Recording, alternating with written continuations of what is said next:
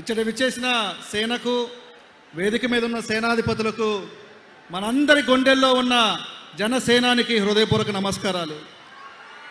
చాలామంది అడిగేవారండి, why Pawan Kalyan is so special for you అని. మనందరికి తెలుసు, చరిత్రలో ఇద్దరున్నారు, సుభాష్ చంద్రబోస్ అని ఉన్నారు, బిన్ లాడెన్ ఉన్నాడు. వీరిద్దరు కూడా ఒక సమూహాన్ని ప్రభావితం చేశారు. అయితే ఇద్దరు కూడా ప్రాణత్యాగం చేయమని చెప్పారు. అయితే ఒకరు విముక్తి కోసం ప్రభావితం చేస్తే ఇంకొకరు వినాశనం కోసం ప్రభావితం చేసేవారు. ఇదే చెప్పేవాడిని.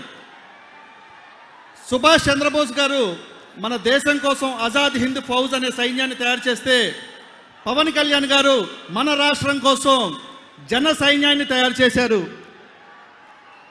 I am so proud of being Jana Sainik.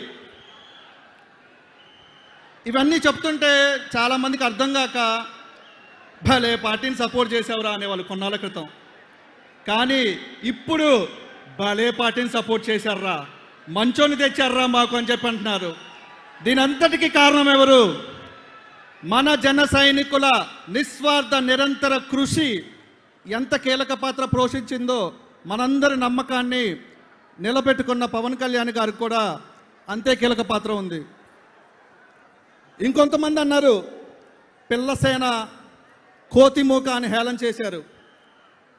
Lanka దహనం చేసి వానర సేన అని నిరూపించుకున్నాం కదా. ఇప్పుడే ఒకరు చెప్తున్నా చూసాం కదా, ఏమీ పీకలేరు అన్నారు.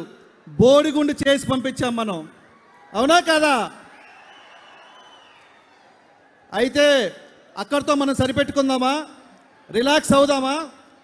మన పవన్ కళ్యాణ్ గారు కోరుకున్నట్టుగా ఆయన ఆశయ సాధన కోసం ప్రభుత్వం పనిచేయాలంటే మన జన సైనికులు కూడా మరింతగా ఎలిజిబిలిటీతో రెడీగా ఉండాలి. మన జన సైనికుల నుంచి నాయకులను తీసుకోవడానికి పవన్ కళ్యాణ్ గారు రెడీగా ఉన్నారు. మన నుంచి నాయకులను తీసుకోవడానికి మన సేనాని సిద్ధం. సేనా సిద్ధమా? Very good. మన రాష్ట్రంలో ఒక వ్యక్తిని వైరల్ చేయాలన్నా, ఒక వార్తని సెన్సేషన్ చేయాలన్నా జన సైనికుల్ని మించి ఎవరూ చేయలేరు. గత ప్రభుత్వ వైఫల్యాల్ని ఎండగట్టడానికి మనం ఎంత అగ్రెసివ్గా పనిచేశామో, ఇప్పుడు మన ప్రభుత్వం, మన జనసేన నాయకులు చేస్తున్న మంచి పనులని ప్రజల్లోకి తీసుకెళ్ళడానికి కూడా మనం అంతే గట్టిగా కృషి చేయాలి. చివరిగా నేను ఈ సేనతో సేనాని అనే కార్యక్రమాన్ని తలపెట్టి మాకు అవకాశం ఇచ్చిన సేనానికి ధన్యవాదాలు తెలియచేసుకుంటూ, ఇలాంటి కార్యక్రమాలు మరిన్ని విజయవంతంగా జరగాలని కోరుకుంటూ ఒక్క విషయం చెప్తానండి. హ్యాపీ బర్త్డే జనసేనాని. థ్యాంక్ యూ సోదరా. ఇప్పుడు శ్రీకాంత్, వైజాగ్ ఈస్ట్.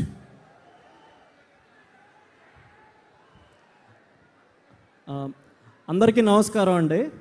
వేదిక మీద ఉన్నటువంటి మా అధ్యక్షుల వారు పవన్ కళ్యాణ్ గారికి, మిగతా పెద్దలందరికీ కూడా నమస్కారం. యాక్చువల్గా ఈ మీటింగ్ ఇది జనసేన మీటింగ్. ఎలాంటి సేన అంటే అసాధ్యాలను కూడా సుసాధ్యం చేసేటటువంటి సేన. ఏ అసాధ్యాలను సుసాధ్యం చేసింది ఈ సేన అంటే, మీరు కొన్ని సంవత్సరాల క్రితం ఎవరి దగ్గరికైనా వెళ్తే మీ పార్టీ ఎక్కడుంది రాయలసీమలో అని అడిగేవాళ్ళు. ఈరోజు రాయలసీమలో అత్యధికమైనటువంటి మెజారిటీ వచ్చిన కాన్స్టిట్యువెన్సీ ఏదయ్యా అంటే పులివెందులు కాదు, తిరుపతి జనసేన పార్టీ సాధించింది అది. అదే మాదిరిగా ఈరోజు మనం సౌత్ నియోజకవర్గంలో ఉన్నాం, విశాఖపట్నంలో. ఈ రాష్ట్రంలోనే అత్యధిక ఓట్ షేర్ శాతం సంపాదించినటువంటి నియోజకవర్గం ఏదైనా ఉందంటే అది మన విశాఖ సౌత్ నియోజకవర్గం. ఇటువంటి అసాధ్యాలను సుసాధ్యం చేసినటువంటి సేన జనసేన. అయితే ఈ విజయాలు మాత్రమే అందరికీ కనబడతా ఉంటాయి, కానీ ఈ విజయాల వెనకున్నటువంటి ఓటములు, ఆ వెనక ఉన్నటువంటి అవమానాలు చాలామందికి గుర్తుండవు. నేను ఒకటే చెప్తాను, ఈరోజు వారాహి విజయ యాత్ర వెనకాతలో ఒక పోరాట యాత్ర ఉంది. ఏం చేసినా కూడా కళ్యాణ్ గారు చేసినటువంటి త్యాగాలు, కష్టం, దాంట్లోంచే బయటకు వచ్చింది ఈ జనసేన అనేది. ఇది నీళ్లు పోస్తే పెరిగిన చెట్టు కాదు, ప్రత్యర్థుల దాడుల నిప్పుల్లోంచి పుట్టినటువంటి మహావృక్షం జనసేన. అటువంటి జనసేన పార్టీ, నిస్వార్థమైన నాయకుడు, ఒక పొలిటికల్ విల్ ఉండి, ఒక మనిషికి ఒక స్ట్రాంగ్ విల్ ఉంటే అధికారంతోనే అన్నీ కాదు, అధికారం లేకపోయినా కూడా నేను ప్రజల కోసం నేను సేవ చేయగలను అనుకున్నటువంటి నాయకుడు పవన్ కళ్యాణ్ గారు. నేను చివరిగా ఒకే ఒక్కటి ఆయనకి ఇష్టమైనటువంటి గుంటూరు శేషేంద్ర శర్మ గారు మాటలతో నేను ముగిస్తాను. అది పవన్ కళ్యాణ్ గారు మా పార్టీ పెట్టిన రోజు చెప్పిన మాటలు. ఇల్లేమో దూరం, దారంతా గతుకులు, చేతిలో దీపం లేదు, కానీ గుండెల నిండా ధైర్యం ఉంది అని పవన్ కళ్యాణ్ గారు ఆ రోజు చెప్పారు. నేను దీన్నే ఈరోజు చెప్తున్నాను, కొంచెం మార్చి చెప్తున్నాను. ఇది రాసుకోండి, ఇది అక్షర సత్యం అవుతుంది.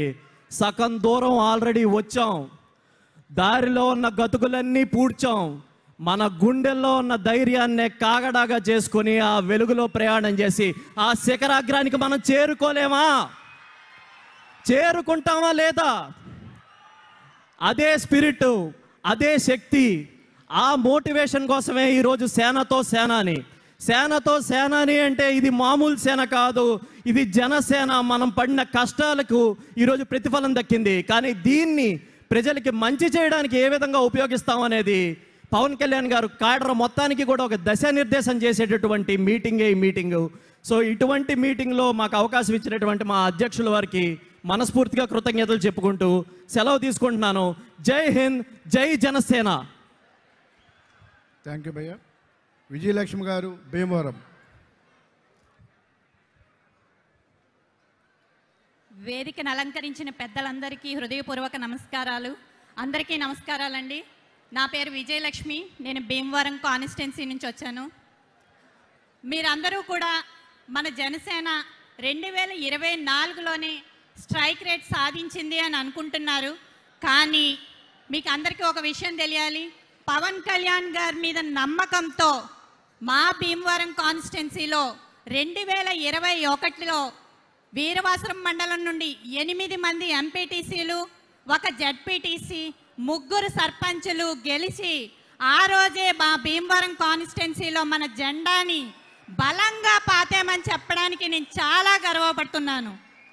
అయితే గత ప్రభుత్వం స్థానిక సంస్థల్ని అధికారాలు నిధులను దుర్వినియోగం చేసి స్థానిక సంస్థల్ని పూర్తిగా నిర్వీర్యం చేస్తే పవన్ కళ్యాణ్ గారు పంచాయతీరాజ్ శాఖ మంత్రిగా బాధ్యతలు చేపట్టి మా ప్రజాప్రతినిధుల్లో నూతన ఉత్సాహాన్ని నింపారు.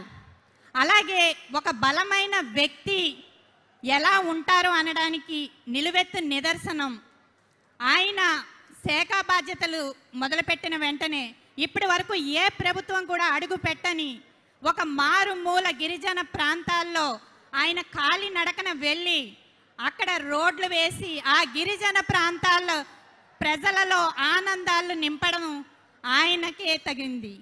అలాగే పవన్ కళ్యాణ్ గారు స్థానిక సంస్థల మీద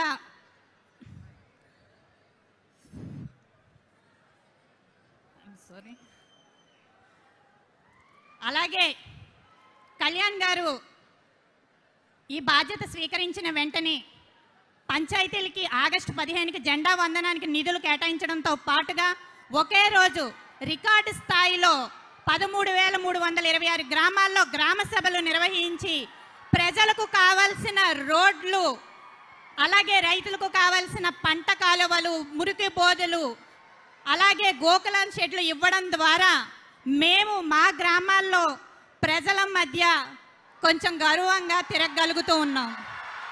అయితే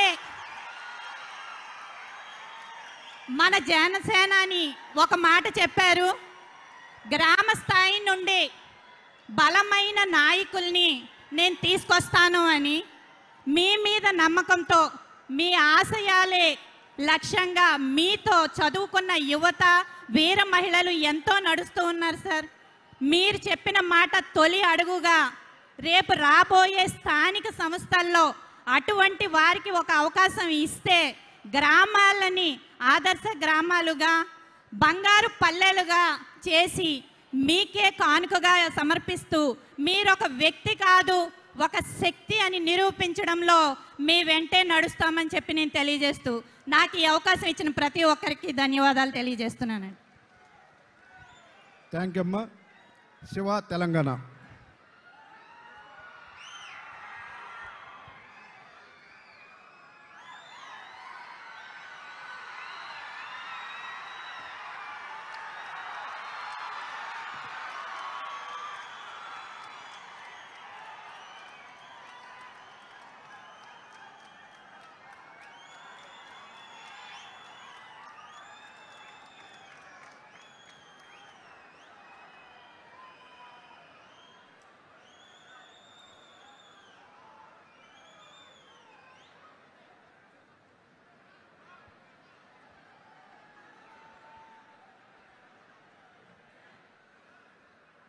అందరికీ నమస్కారం.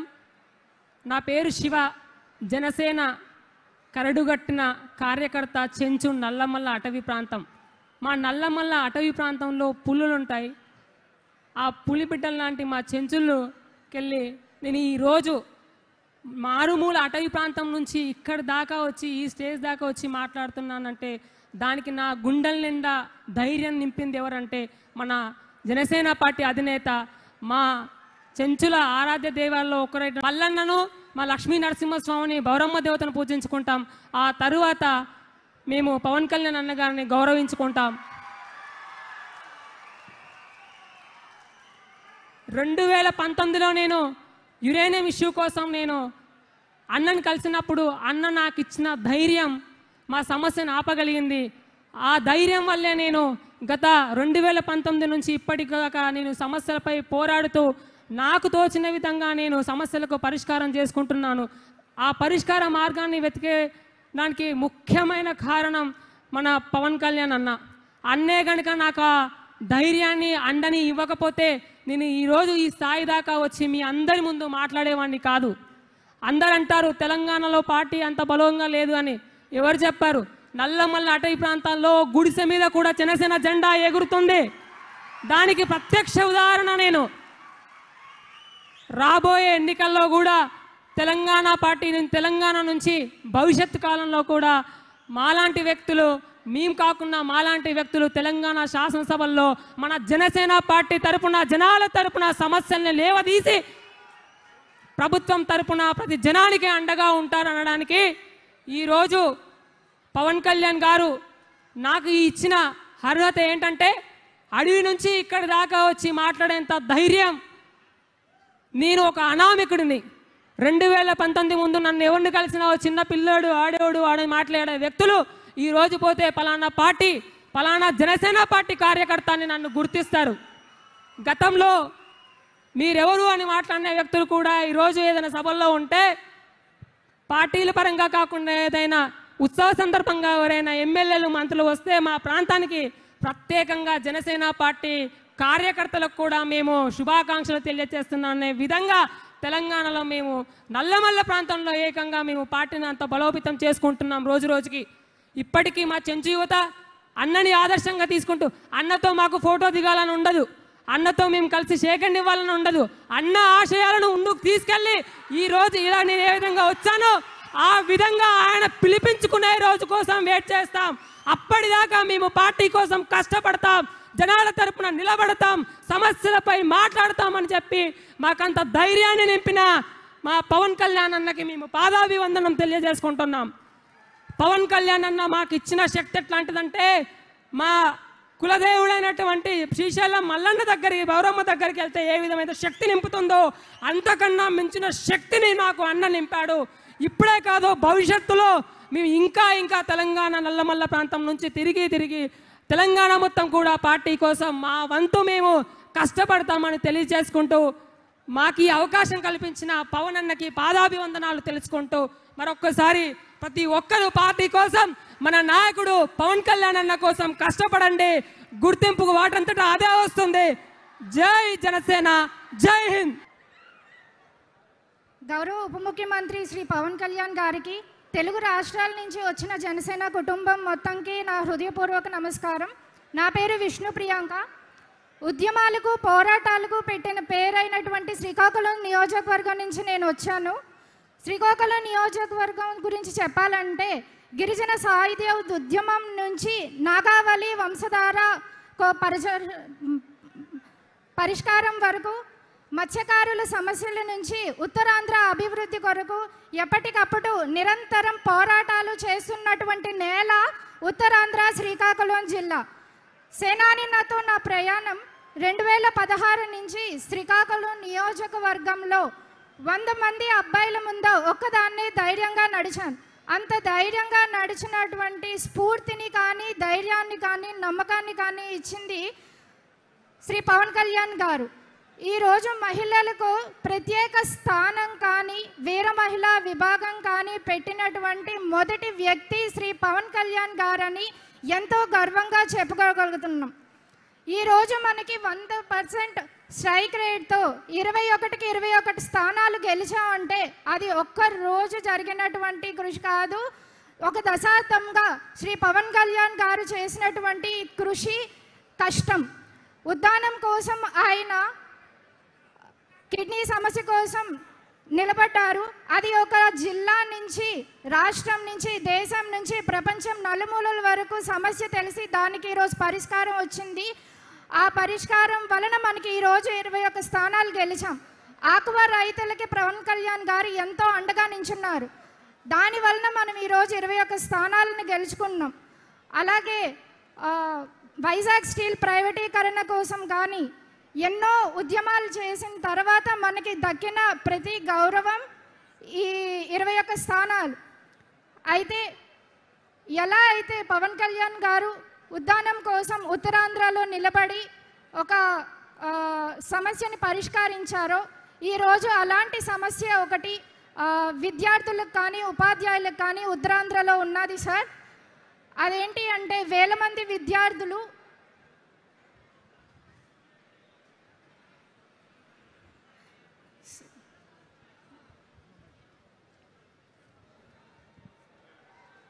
ట్రిపుల్ శ్రీకాకుళంకి సంబంధించిన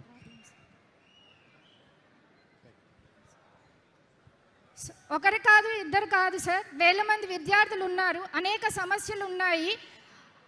నీటి సమస్య కానీ, వసతుల సమస్య కానీ, గత ప్రభుత్వం నిర్లక్ష్యం వలన 80 కోట్ల ప్రాజెక్ట్ అనేది కేవలం 30% మాత్రమే జరిపించి రిమైనింగ్ అన్నది నిధులు లేవని అనేక సమస్యల ద్వారా దాన్ని ఆపేశారు.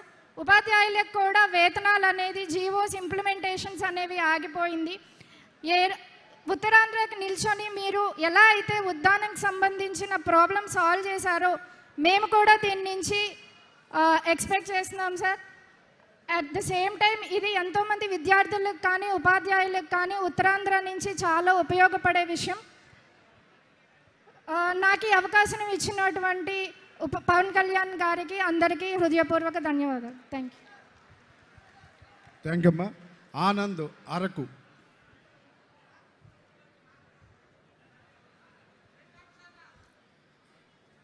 వేదిక మీద ఆసీనులైనటువంటి పెద్దలు, గౌరవనీయులు, రాష్ట్ర ఉప ముఖ్యమంత్రి వైలు పవన్ కళ్యాణ్ గారికి, అలాగే అహిరాధ మహారాజులకి నా యొక్క నమస్కారాలు. నా పేరు చెట్టి ఆనంద్. నాది అరకు నియోజకవర్గం, పెదబైలు మండలం, గంపరాయి గ్రామం.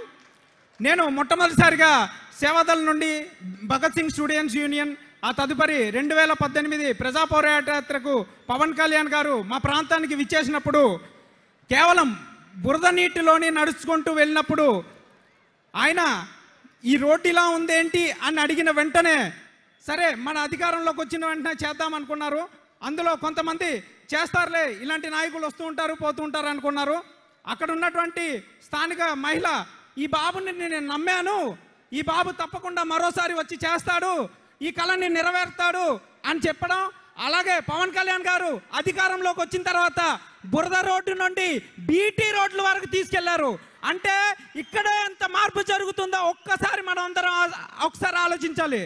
అలాగే మరొక విషయం ఏంటంటే, ఎవరు అన్నారు 25 కేజీలు బియ్యం కాదు 25 ఏళ్ళ భవిష్యత్ అన్నారు. ఆ భవిష్యత్తుని, అలాగే ఆయనకున్నటువంటి ఆశని, ఆలోచన విధానాన్ని గిరిజన గ్రామంలో ఉన్నటువంటి నాలాంటి యువత ఎంతోమంది ఆయన వెనకాతల ఈరోజు MBA చదువుకున్నటువంటి నాలాంటి వాళ్ళు పీజీలు చదువుకొని, డిగ్రీలు చదువుకొని ఆయన ఆశయ సాధనకై భవిష్యత్తు తరాల కోసం ఈరోజు జనసేన పార్టీ కోసం కష్టపడుతూనే ఉన్నారు. అలాగే ఈరోజు గిరిజన ప్రాంతంలో బీటీ రోడ్లు వేశారంటే కేవలం అక్కడ వెళ్ళి రావడం కోసమే కాదు. ఒక బీటీ రోడ్డు పడిందంటే అక్కడ ఉన్నటువంటి వైద్య సదుపాయం కానీ, అలాగే ఆరోగ్యం కానీ, విద్య కానీ, అభివృద్ధి కానీ, ఇలా అనేక రకాలైనటువంటి మల్టిపుల్ ఛాన్సెస్ అనేది ఒక బీటీ రోడ్డు ద్వారా జరుగుతుంది. ఇలా మనం ప్రతి ఒక్కరూ